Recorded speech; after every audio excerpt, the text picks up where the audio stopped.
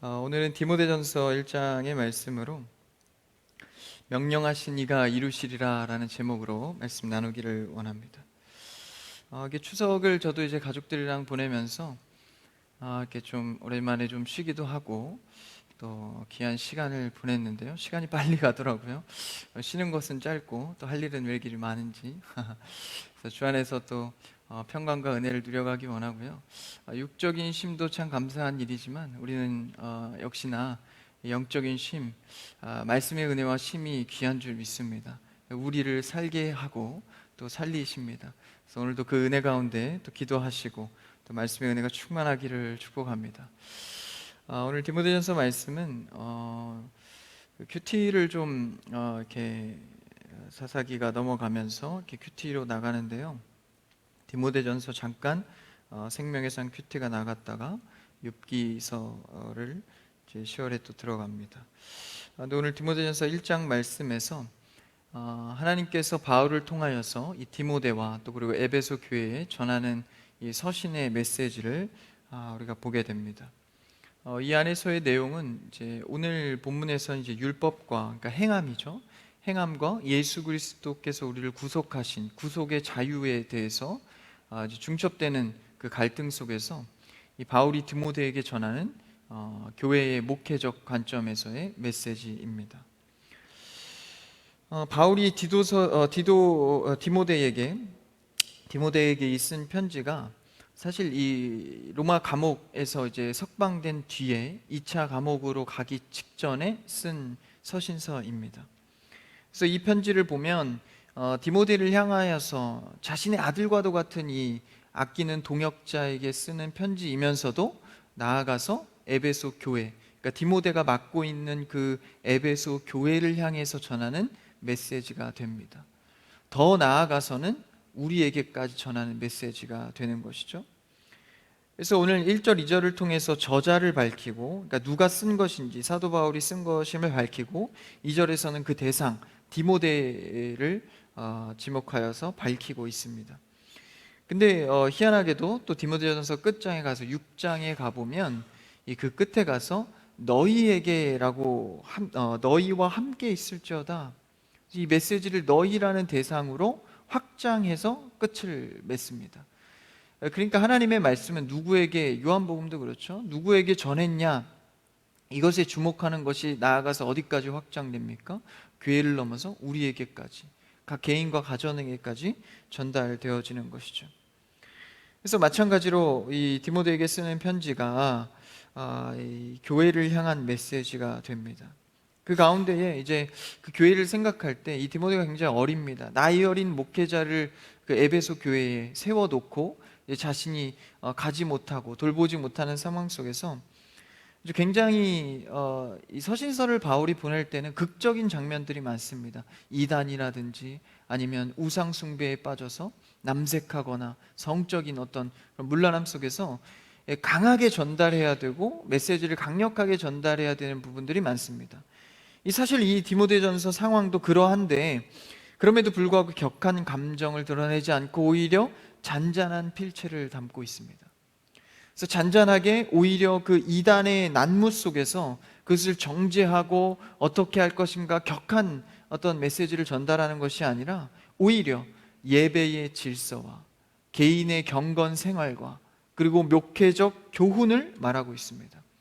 이단에 대해서 보호하기 위해서는 이렇게 해야 돼, 이단은 이러한 자들이야. 물론 서두나 중간에 그런 언급을 하긴 하지만 주된 내용은 예배 잘 드려야 된다, 쉽게 얘기해서 경건생활 잘해야 된다. 우리가 겉으로 보기에는 그것보다 어떤 지침이나 어떻게 해야 이 이단과 우상 속에서 살아남을 수 있을지 좀 방법적인 것을 알려주면 좋은데 전혀 다른 예배의 질서와 성례의 모습과 경건생활을 강조하고 있는 메시지를 봅니다. 참으로 좀 특이한 장면이죠. 근데 여기서 우리가 알 수 있는 것은 세상의 어려움과 계속 이런 이단의 진리의 싸움 속에서 우리가 오늘 해야 될 것은 세상을 향한 질타와 비판이 아니라 현재 나의 신앙을 지켜가는 것입니다.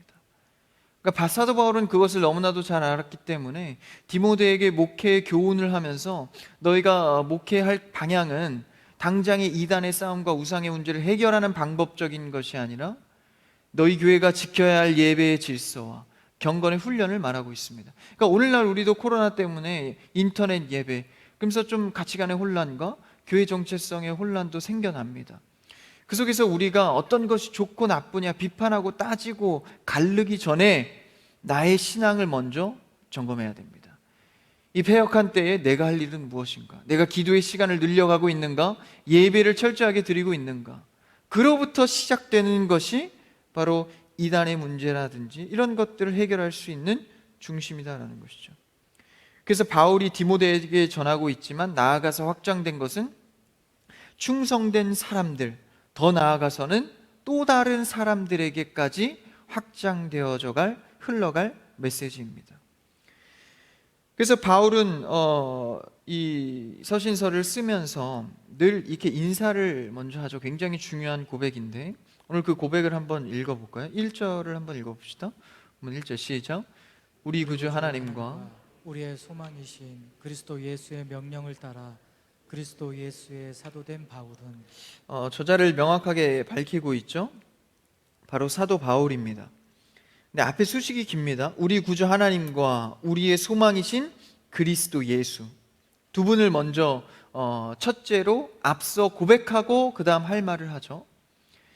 구주 하나님과 우리 소망이신 그리스도 예수의 명령을 따라 그리스도 예수의 사도된 바울은, 굉장히 뭐가 많습니다. 그만큼 중요하다는 것이겠죠. 2절을 한번 읽어볼까요? 2절입니다. 시작. 믿음 안에서 참 아들 된 디모데에게 편지하노니 하나님 아버지와 그리스도 예수 우리 주께로부터 은혜와 긍휼과 평강이 내게 있을지어다. 여기서 구태여 또 두 번이나 한 번 더 반복합니다. 하나님 아버지와 그리스도 예수 우리 주께로부터 은혜와 긍휼과 평강이 내게 있을지어다. 그러니까 아버지 하나님과 아들 된 예수 그리스도의 관계 속에서 나는 이 메시지를 전한다는 겁니다. 이 강조를 왜 많이 하고 중요한 고백으로 삼느냐? 이것은 진리의 고백이기 때문입니다. 그러니까 어떤 교훈을 하거나 메시지를 전하거나 누구와 대화하거나 어떤 사람을 세우기 이전에 우리가 고백해야 될 문제는 무엇입니까? 구주 되신 하나님 아버지와 그의 아들, 소망 되신 예수 그리스도를 고백하는 것입니다. 여러분, 이게 굉장히 중요한 서두의 첫 말씀입니다. 그러니까 하나님은 뭐라고 표현하죠? 구주 되신 하나님이다. 신약 성경에서 하나님을 구주라고는 잘 표현하지 않습니다. 예수님을 그렇게 표현하긴 하지만 굉장히 특이한 표현이에요. 왜 그렇습니까? 이때 당시에 구주는 왕에게만 칭송되는 표현입니다. 이것을 하나님께 붙이는 거예요. 세상의 왕보다 더 뛰어난 하나님을 먼저 고백하는 것이죠. 구주 하나님과 그리고 뭐죠? 소망이신 예수 그리스도를 고백합니다. 그러니까 우리의 시작은 구주 되신 하나님, 그러니까 나의 주인 왕 되신 하나님을 먼저 고백하는 거예요. 사도 바울의 개념 체계를 먼저 고백하는 겁니다. 우리의 신앙도 시작도 먼저 고백으로 출발합니다. 우리 기독교 신앙은요, 고백의 신앙입니다. 그래서 우리가 고백하는 것이 굉장히 중요한데 베드로도 욥도 다 뭐예요? 고백으로 하나님께 인정을 받지 않습니까? 고백으로 출발한다는 거예요. 그 시작이 뭐였습니까? 하나님과 아들 예수 그리스도입니다. 이것은 중요한 고백이자 진리인 것이죠. 그래서 이 하나님을 먼저 앞세우고 소망 되신 예수 그리스도를 명확히 함으로 뭘 하는 겁니까? 내가 주인과 종의 관계를 명확히 선을 듣고 가는 겁니다. 그러니까 우리도 뭔가 일을 할 때 계약을 하지 않습니까? 그리고 중요한 약속을 먼저 확인하고 일을 시행을 합니다. 그러니까 하나님과의 관계도 신앙도 마찬가지입니다. 중요한 것을 먼저 선포하시고 일하시죠. 하나님께서도 구약에서 수많은 예수 그리스도의 언약을 선포하시고 신약 때에 오십니다. 왜 중요합니까? 우리의 신앙은 언약 신앙이기 때문에 그렇습니다.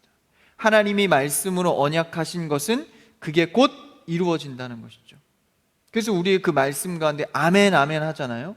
왜 아멘 합니까? 이루어지지도 않았는데, 말씀만 선포됐을 뿐인데. 왜 그렇죠? 말씀이 곧 언약이기 때문에 그렇습니다. 약속이니까. 하나님의 말씀의 약속 가운데 여러분 아멘 하시는 여러분 되길 축복합니다. 그 아멘을 통하여서 아직 이루어지지 않았지만 하나님의 말씀에 아멘한 것이기 때문에 그것은 소망이 있습니다. 이루어질 것을 바라보는 거죠. 아니, 이루어진 것입니다. 그러니까 이성원 전도사의 말에 아멘하는 것은 효력이 그렇게 크진 않습니다. 없진 않습니다. 저도 약속을 잘 지키니까요. 근데 하나님의 말씀의 언약은 그 정도 수준이 아니라는 거예요. 사람이 약속을 잘 지켜서 지키는 게 아니라 하나님께서는 그 말씀이 곧 이루시는 말씀이다라는 것입니다. 그래서 우리는 알 수 없어요. 이루어지기 전에. 왜죠? 인간은 보고 들어야 그것이 됐다고 생각하니까. 그래서 뭐라고 말씀하시죠? 그 비밀이 크도다. 비밀인 거예요. 아직 모릅니다. 밝혀지기 전까지는. 근데 하나님 입장에선 비밀이 아닙니다. 말씀하는 즉시 이루어지는 것이죠. 그래서 우리는 뭣도 잘 모르지만 말씀의 은혜가 내 안에 들어오면 아멘으로 받는 것입니다. 그러면 그것이 내 삶의 시간을 뚫고 이루어지는 것입니다. 그래서 이 고백을 함으로써 사도 바울이 뒤에 나올 그 메시지에 힘을 실어 가는 것입니다.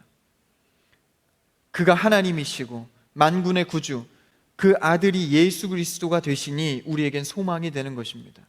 그 구주가 왕으로 고백하는 것입니다. 그러면서 1절에 뭐라고 말하죠?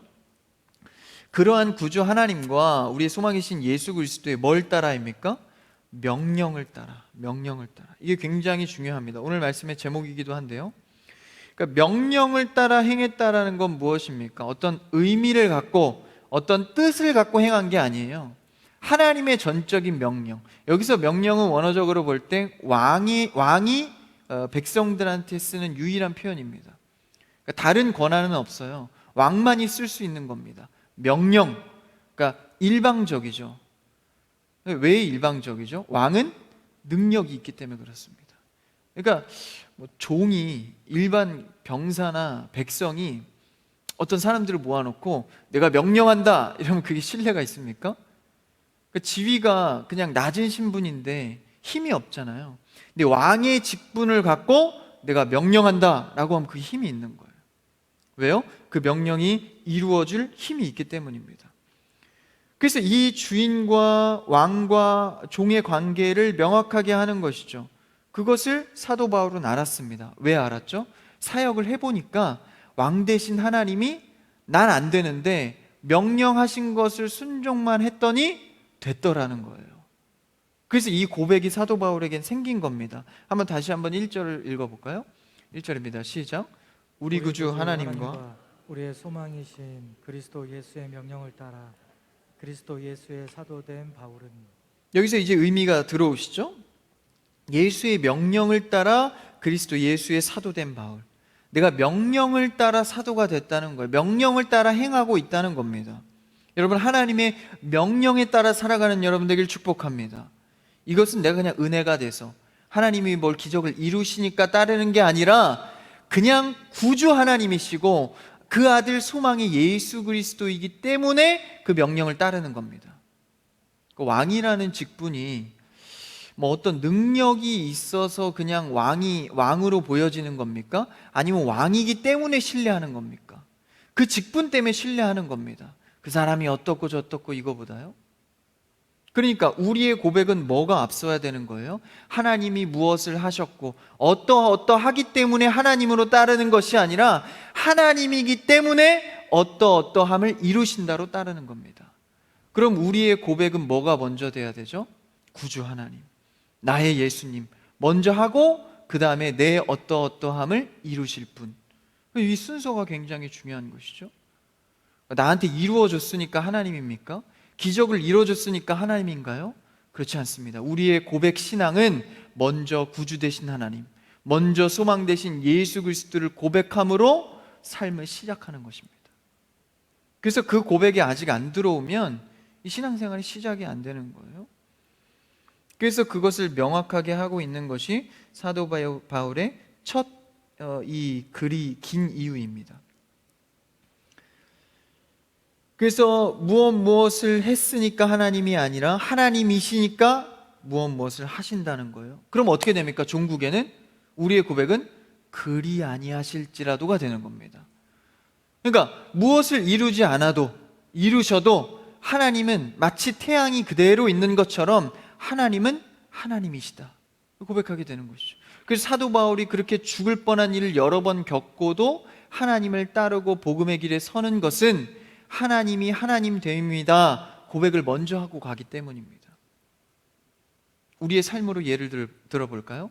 우리의 삶에 먼저 고백을 하는 행위가 뭐죠? 바로 예배입니다. 일주일의 첫날, 주일이지 않습니까? 일요일, 이 주일을 하나님께 먼저 예배하는 게 뭐죠? 그 행위 자체가 내 삶을 예배로, 하나님으로 시작하겠습니다. 그러니까 일주일 가운데 주일날 예배 안 드리면요, 삶을 어떻게 하겠다는 거예요? 내 마음대로 드리겠다고 고백하고 시작하는 겁니다. 그러니까 당장은 모를지라도 자꾸 빠지면 내 삶이 어디로 흘러가죠? 내 뜻대로 흘러가는 겁니다. 왜? 고백을 안 했기 때문에. 그만큼 이 고백이 중요한 거예요. 여러분, 예배로 첫날의 고백을 이루시기를 축복합니다. 그만큼 예배 행위는 중요한 것이죠. 뭐 잘 드렸냐 못 드렸냐 지각했냐 뭐 이거는 그렇게 크게 중요한 게 아니에요. 뭐가 중요한 겁니까? 내 마음으로 하나님을 예배로 고백했냐 안 했냐라는 것이죠. 그랬을 때 우리는 하나님이 하나님 되심, 그러니까 하나님의 그 이루신 사역보다 하나님이 하나님 되신 그 속성이 우선되어져야 합니다. 앞장서야 됩니다. 하나님은 만물을 지으셨습니다. 하나님은 크십니다. 하나님은 사랑이십니다. 이 고백이 먼저 앞서가야 하는 것이죠. 그래서 계속 성경에서 구약 속에서 뭘 강조합니까? 하나님 내가 누구인지를 보라라는 거예요. 눈을 들어 산을 보라. 천지 지으신 이가 누구이냐? 그러니까 누구인지 먼저 보라는 것이죠. 큐티 10월 달에 욥기 나가는 것도 그 전체 그 메시지가 뭐예요? 하나님 내가 누구인지 보라. 네가 병에 걸렸든 피부병에 걸렸든 가족이 죽었든 어떤 대사가 이루어졌든 간에 상관없이 내가 누구인지를 먼저 보라. 그걸 모르니까 욥의 그 기근을 통해서 알려주잖아요. 종국에는. 그러니까 욥이 내가 왜 이렇게 됐어요? 친구들한테도 토론을 하죠. 내가 왜 이렇게 됐나요? 하나님은 그 답 해주시나요? 결국은 그 답은 안 해주세요. 그래서 뭐라고 하시죠? 나는 전능한 하나님이다. 그 고백을 먼저 시작해야 된다라는 것이죠. 그걸 알려주는 겁니다. 그랬을 때 어떻게 되는 거예요? 결국은 하나님께서 이루시는 걸 보면서 축복의 길로 갈 수가 있는 겁니다. 고백의 첫 스텝을 통해서 나의 삶이 축복의 길로 가느냐 아니면 저주의 길로 가느냐는 겁니다. 이것은 세상적으로 잘 사냐 못 사냐의 문제가 아닙니다. 구원의 문제입니다. 내가 생명의 길로 가는가. 그래서 이 고백을 먼저 하고 들어갈 때 디모데가 사역하고 있는 그 에베소 교회가 어떤 방향으로 갈지를 제시가 되는 겁니다. 그 뒤에 메시지에 힘을 실어 놓는 것이죠. 그래서요, 이 하나님을 바라보는 문제, 이 고백으로 시작하는 건데 우리 삶에서 이 죄인된 우리가 여실히 드러나는 문제입니다. 그러니까 하나님을 바라본다는 건 이제 알았어요. 바라봐야지, 하나님을 의지해야지, 예배 드려야지. 하나님께서 은혜를 부어주실 때, 그러니까 한 번에 부어주시면 참 좋잖아요. 예를 들어서 10년치, 20년치 경제적인 거, 축복 막 부어주시면 야, 그럼 내가 잘 따를 수 있을 것 같아요. 근데 사람은 절대 그렇지 않습니다.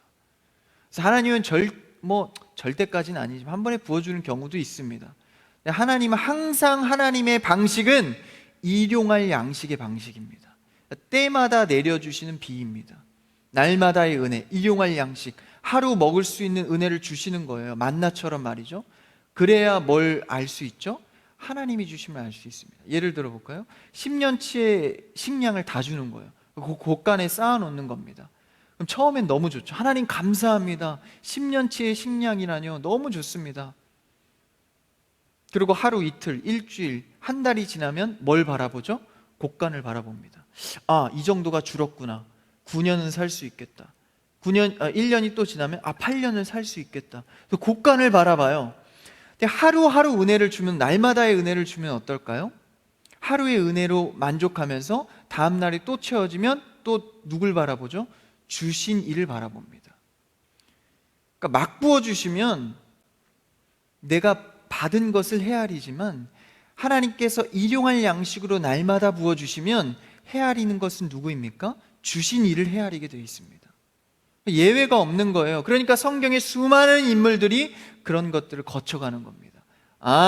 그래서 10년치, 20년치 축복보다 더 귀한 것은 날마다에서 나에게 주신 이가 누구인지를 아는 것이 중요하구나. 이걸 깨닫게 되는 겁니다. 그래서 사도 바울도 그것을 깨달았기 때문에 이 1절과 2절에 고백을 하는 겁니다. 2절에서 뭐라 그래요? 믿음 안에서 참 아들 된 디모데에게 편지를 합니다. 어떻게 해요? 하나님 아버지야 그리스도 예수 우리 주께로부터, 그러니까 아버지와 예수 그리스도를 명확히, 그로부터 나오는 은혜와 평강의 메시지인 것을 명확히 하고 있는 것이죠. 여러분, 내가 어렵고 힘들고 낙심되고 정말 불에 타 없어질 상황이라도 하나님을 하나님으로 고백할 수 있는 여러분 되길 축복합니다. 굉장히 어렵지만 우리의 첫 고백이 되어야 되는 것이죠. 이것이 우리의 소망이고 우리 고백의 신앙입니다. 이렇게 신앙생활 하기를 축복합니다. 한번 우리 같이 찬양하길 원하는데요, 이 고백을 따라 우리 찬양하길 원합니다. 이 찬양의 가사의 고백을 따라, 오늘의 말씀의 사도 바울의 고백을 따라 우리 한번 같이 찬양으로 함께 고백합시다. 하나님은 우리의 피난처가 되시며, 같이 찬양할까요? 우리 말씀을 생각하면서 같이 찬양합시다. 하나님은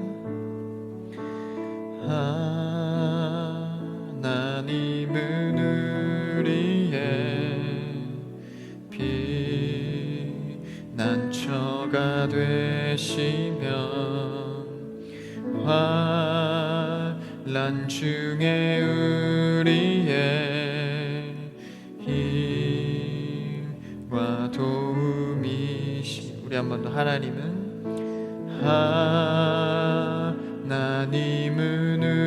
우리의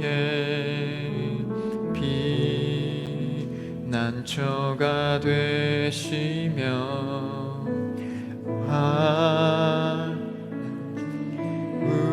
우리의 힘과 도움이시라. 우리 찬양합시다. 너희는 가만히 있어, 너희는 가만히 있어, 주가 하나님 되말지어다. 열방과 세계 가운데 주가 높임을 받으리라. 사랑합니다, 사랑합니다 내 아버지, 찬양합니다 내 온 맘 다하여, 선포합니다 예수 그리스도 주님 오심을 기다리며. 아멘. 우리의 삶의 고백이 구주 하나님과 소망의 예수 그리스도로 시작하는 여러분 되기를 축복합니다. 그러니까 우리의 고백과 기도의 고백과 그리고 예배의 행위는 너무나도 큰 의미를 갖는 것이죠. 이 사도 바울의 고백처럼 말입니다. 그래서 어떤 상황 가운데에서도 하나님을 하나님으로 고백할 수 있는 그런 소망을 말합니다. 그 다음에 이 대상 디모데를 향하여서 이제 메시지의 전달을 시작하는데요, 한번 3절을 읽어볼까요? 3절입니다. 시작. 내가 마게도냐로 갈 때에 너를 권하여 에베소에 머물라 한 것은 어떤 사람들을 명하여 다른 교훈을 가르치지 말며. 이제 처음에 바울이 에베소에서 3년간 사역을 하면서 말씀 전하는 사역을 합니다. 때가 돼서 이동을 할 때 그때 이제 어린 나이에 디모데에게 이 에베소 교회를 맡기고 떠났던 것이죠. 그러니까 어린 목회자를 세우고 얼마나 이 바울이 근심 걱정이 많았겠습니까? 그럼에도 또 이 가운데에서 이단의 문제와 또 여러 가지 그 우상의 문제 때문에 어려울 때 더 얼마나 걱정이 됐겠어요? 그때 가장 이 디모데를 세울 때에 이 바울이 집중한 것이 바로 말씀의 은혜입니다. 3년간 말씀 전하는 사역하면서 이 에베소 교회에 소망하는 것이 있었을 거란 말이죠. 그때 이 교회가 말씀으로 서야 하는데 그 간절한 소망 속에서 디모데를 세운 것입니다. 디모데가 이 말씀에 그래도 이 진리를 깨우친 자이기 때문에 그 믿음 가운데 사람을 세운 것이죠. 사람 세우는 문제도 굉장히 중요합니다. 그러니까 적재적소에 세우는 것이 굉장히 중요하지 않습니까? 그래서 바울이 그렇게 세워놓고 3절에 보니까 에베소에 머물러 한 것은 뭡니까? 어떤 사람들을 명하여 다른 교훈을 가르치지 말며. 이게 무슨 말입니까? 다시 말해서 하나님의 복음의 말씀을 잘 전달해야 되는 것을 말합니다. 어떤 문제가 있었으니까요. 이단의 시비와 율법주의자들과 영지주의자들, 그러니까 다른 복음이죠. 다른 교훈입니다. 성경에서 말하는 교훈이 아니라 예수 그리스도의 교훈이 아닌 것이죠. 그러니까 그런 교회에 대한 염려와 또 올바른 진리를 잡고 가야 함에 있어서 염려를 하고 있었던 것입니다. 그래서 처음에 이제 에베소 교회와 작별할 때 이 사도 바울이 장로들에게도 그런 말을 하지 않습니까? 이제 은혜의 말씀으로 부탁을 한다. 그러니까 말씀 가운데 교회가 서야 된다라는 것을 명확히 하고 있는 것이죠. 지금 이 시대도 마찬가지입니다. 당시 문화가 발전하면서 가장 두드러진 것이 무엇이냐? 우리의 뜻과 생각과 행동대로 살 수도 있겠다. 꼭 진리가 하나겠느냐? 이렇게 문명이 발전하고 과학이 발전해 가는데 요새 기독교인들이 자꾸 떨어지고 청년들이 교회를 찾지 않죠? 왜 그렇습니까? 문명이 발전하고 과학이 이뤄낸 성과들이 너무나도 많다 보니까 이 진리의 싸움이 그렇게 관심이 되지 않는 거예요. 그럼에도 불구하고 우리는 어디에 머물러야 합니까? 올바른 진리, 오직 예수 그리스도 안에 머물러야 합니다. 예나 지금이나 그 싸움은 똑같은 것이죠. 형태만 좀 다를 뿐입니다. 그래서 이 바른 복음의 이해가 있는 디모데를 세우면서, 그렇죠? 이 말씀의 양육, 말씀으로 올바로 서기를 원하는 것을 밝히고 있습니다. 다른 교훈을 가르치지 말며 말하고 있죠. 다른 교훈이 어떤 모습이 있었습니까? 이 에베소 교회에 한번 4절을 읽어볼까요? 그 다음 절 4절입니다. 시작. 신하와 끝없는 족보에 몰두하지 말게 하려 함이라.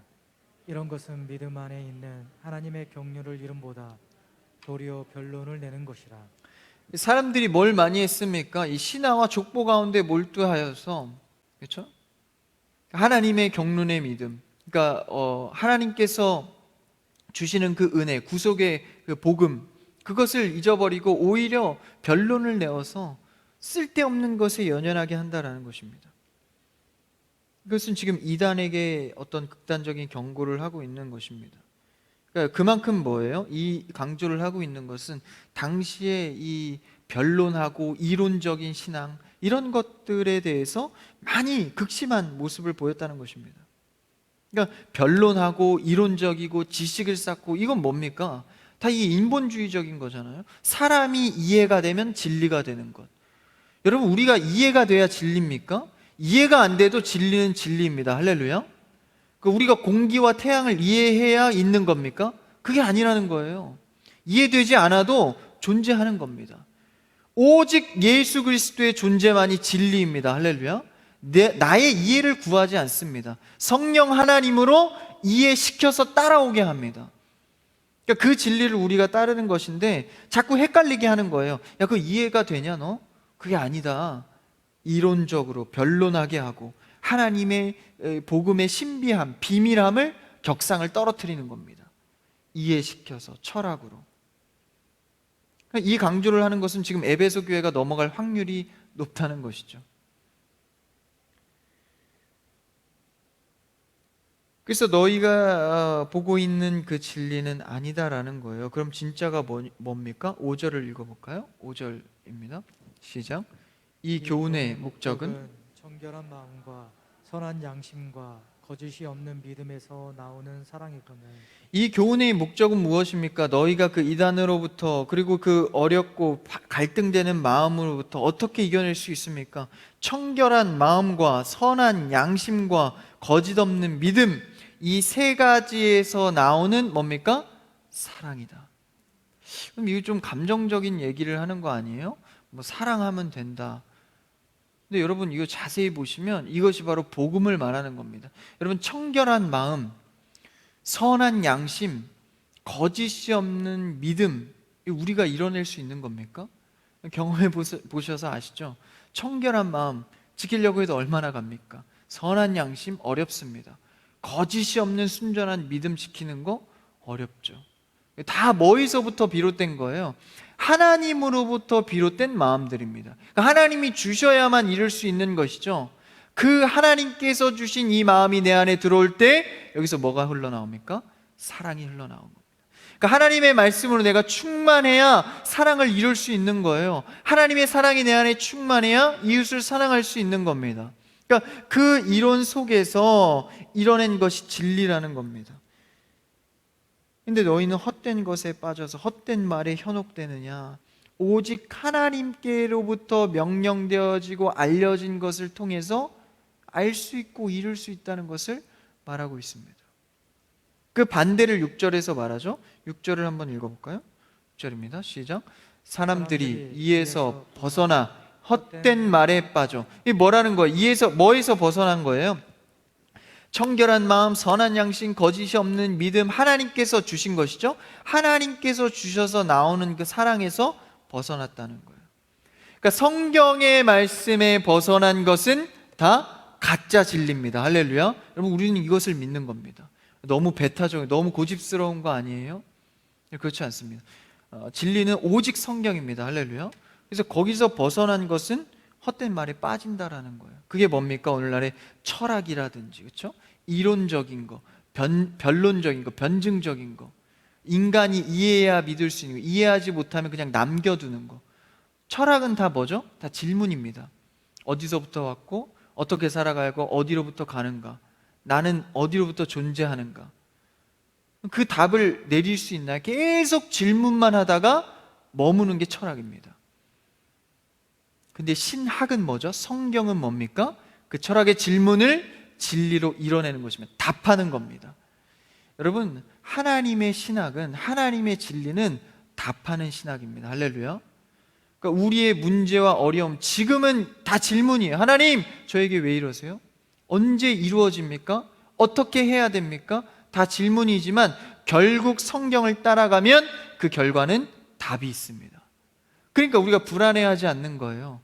세상은 돈을 벌어도 불안합니다. 관계를, 친구를 많이 사귀어도 불안합니다. 가정이 튼튼하게 자라도 불안합니다. 근데 내 속에 있는 세상적인 것이 불안해도 하나님의 말씀에 확신이 있으면 그 불안은 떠나갑니다. 왜요? 정확한 진리의 말씀이 나를 붙잡고 있기 때문입니다. 그래서 하나님을 의지할 때 우리 가운데 상황과 현상은 불안이 그대로 남아있지만 이 불안이 이상하게 상황은 그렇지만 떠나가는 거예요. 왜? 오직 답은 주께 있으니까. 그러니까 여러분, 불안해하고 초조할 필요가 없는 거예요. 결국은 하나님이 이루시는 겁니다. 그리 아니하실지라도. 그래서 바울이 1절 2절에서 먼저 고백하고 들어가는 이유가 뭡니까? 이루실 것이기 때문에. 그래서 그런 사람들의 헛된 말에 빠지지 말라는 거예요. 흔들리는 말, 사람 마음에는 처음에는 흥미롭고 설득될 수 있으나 결국 거기엔 답이 없다는 겁니다. 답이 없다는 거예요. 그래서 7절에 뭐라고 합니까? 7절 읽어볼까요? 7절 시작.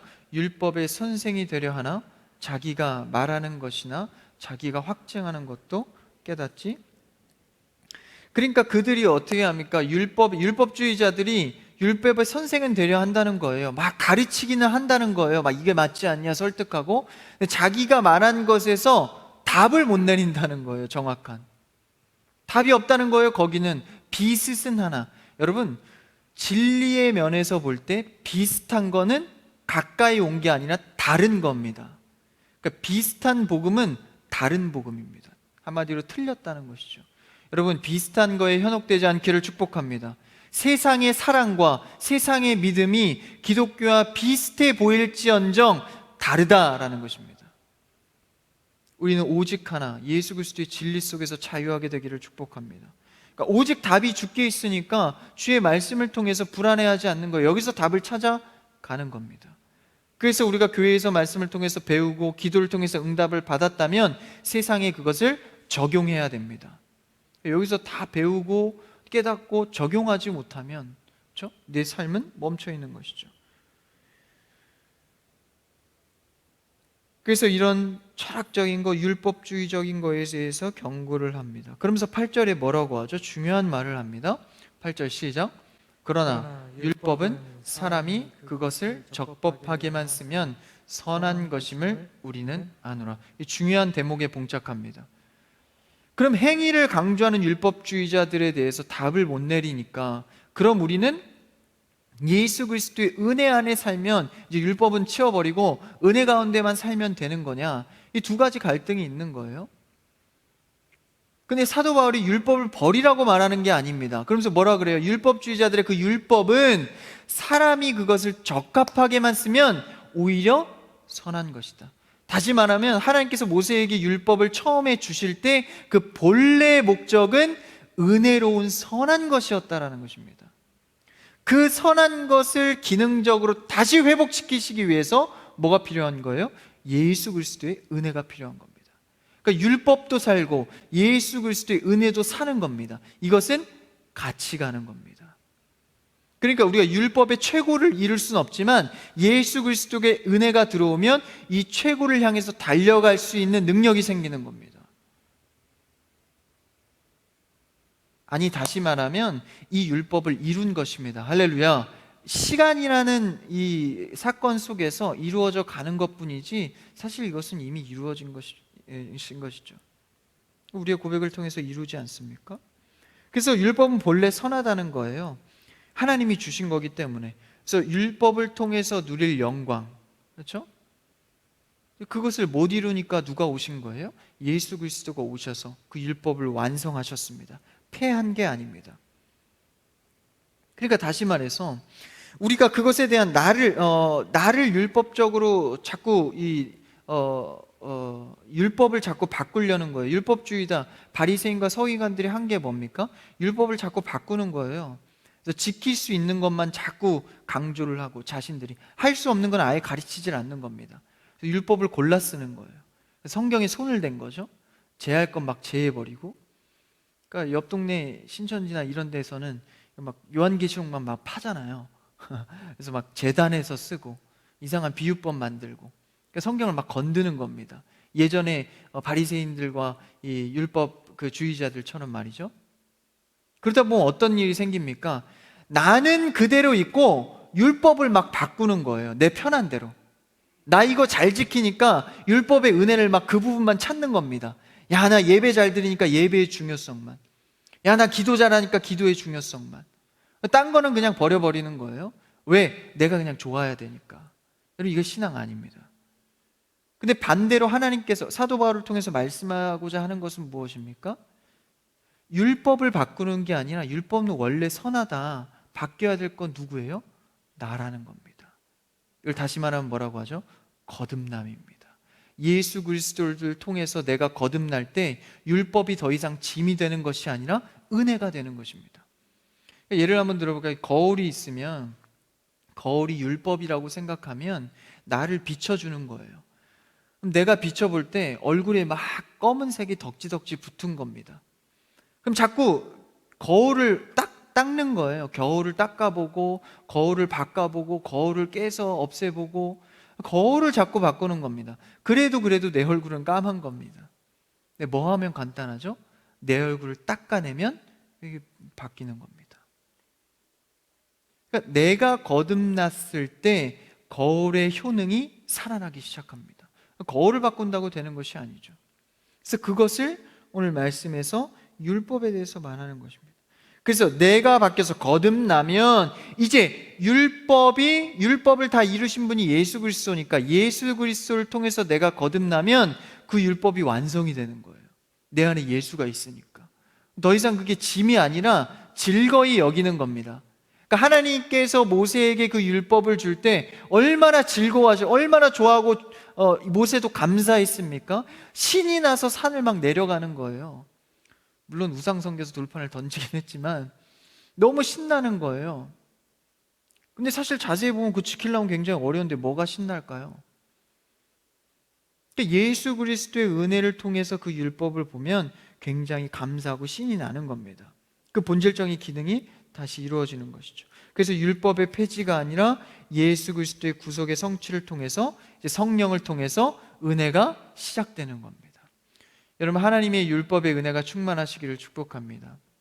내가 하나님 안에서 의를 이루어갈 때, 예수 그리스도의 은혜를 누릴 때 우리 안에 율법의 자유함이 생기는 것이죠. 그래서 바리새인들과 서기관들과 율법주의자들처럼 그렇게 하지 않고 말이죠. 그래서 그들이 이 유대인들이 막 탈무드 이런 거 만들어내냐, 성경 외의 것 자기들이 골라서 막 이런 거 만들어내지 않습니까? 그래서 할 수 있는 것을 자랑하고 할 수 없는 것은 감추고, 그게 아니라는 거예요. 하나님의 말씀을 그대로 두고 나는 할 수 없으니 주님 하시옵소서, 은혜의 자리에 거하는 겁니다. 말씀은 그대로 놔두는 거죠. 우리가 이 은혜의 자리에 서는 것입니다. 여러분, 여러분의 신앙과 삶 가운데에서도 날마다 은혜의 자리에 서는 여러분 되기를 축복합니다. 자꾸 말씀을 나한테 껴맞추려고 하는 것이 아니죠. 그래서 바울을 통해서 하는 말씀이 무엇입니까? 할 수 없는 것을 명령하는 거예요. 오늘 1절에서도 사도 바울이 뭐라고 합니까? 명령한 것을 나는 하는 사도 바울이다. 내 뜻을 이루는 것도 아니고, 내가 할 수 있는 것만 하는 것도 아니고, 할 수 없는 것을 제껴놓는 것도 아니고, 명령한 것을 한다라는 것입니다.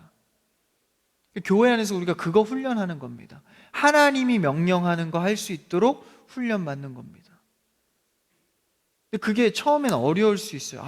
하나님, 나 못하는데, 은사도 없고요, 저는 해본 적도 없고요, 잘 하지도 못합니다. 하나님이 자꾸 명령을 하는 거예요. 그 자리에 앉히는 겁니다. 얼마나 부담스러워요? 그래서 명령하신 분이 나에게 자꾸 그것을 강요하는 것 같아서 압박이 될 때도 있습니다. 근데 바울이 왜 그렇게 명령을 따라 자신 있게 자신을 한다고 하고 있죠? 경험해 봤거든요. 명령하신 이가 이루실 것을 경험한 겁니다. 그러니까 명령했으면, 내가 순종하면 그때부터 내가 일하는 것이 아니라 명령하신 이가 이루신다는 거예요. 그러니까 율법적인 게 아닌 겁니다. 왜? 내 안에 사신 예수 그리스도가 하시니까. 명령하신 이가 하시니까 더 이상 이 명령은 저주가 아닌 거예요. 은혜인 겁니다. 하나님께서 나에게 명령하셨으면 이것도 하나님이 이루시겠구나. 기대가 된다.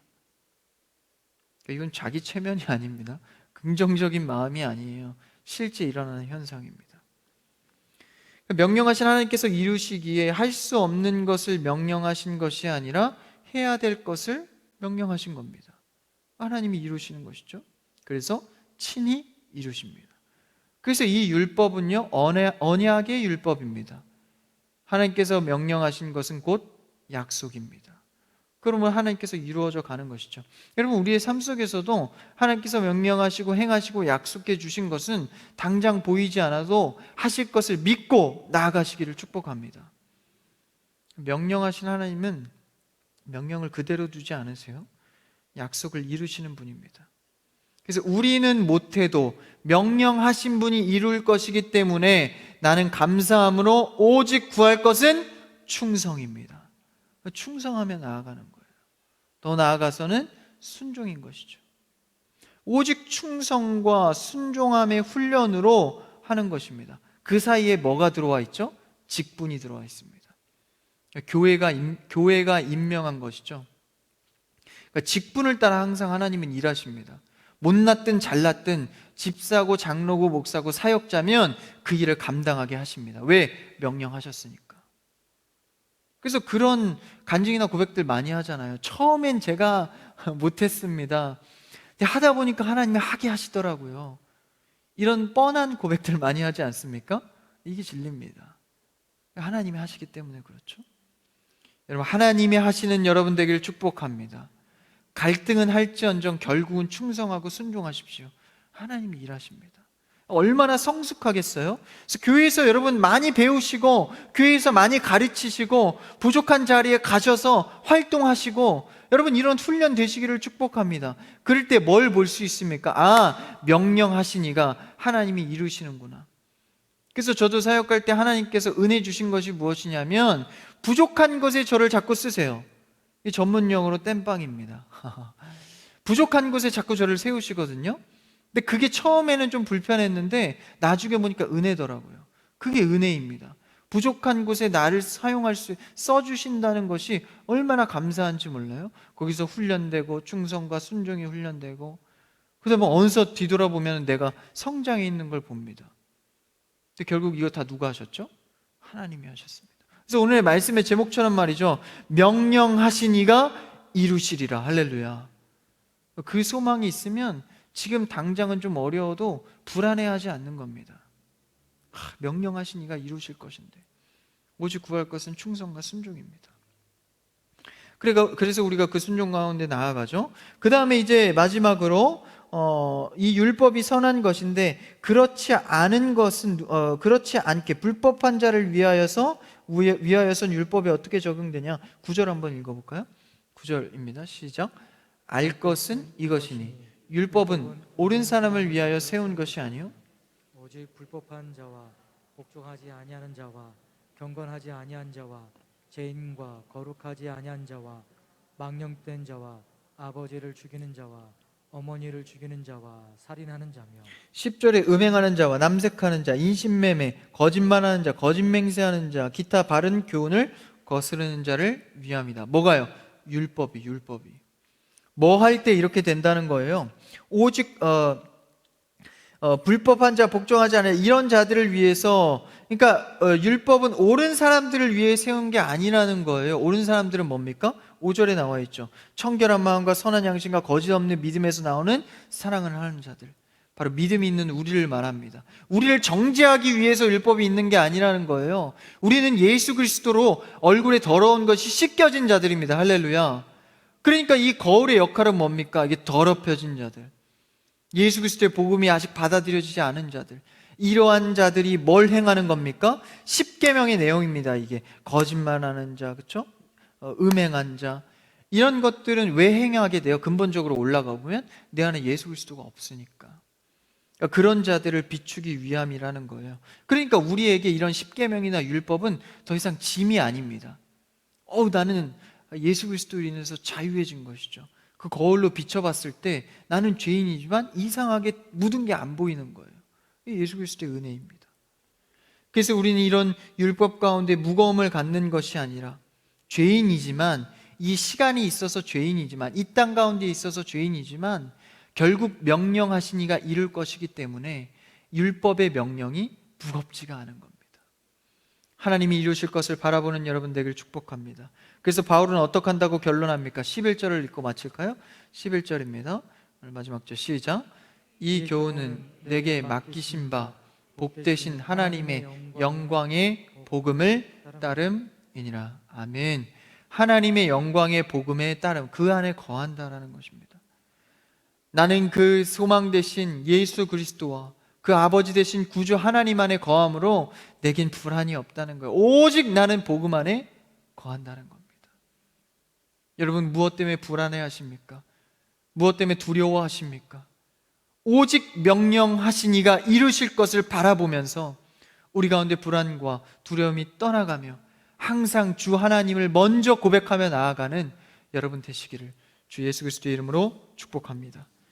기도하겠습니다.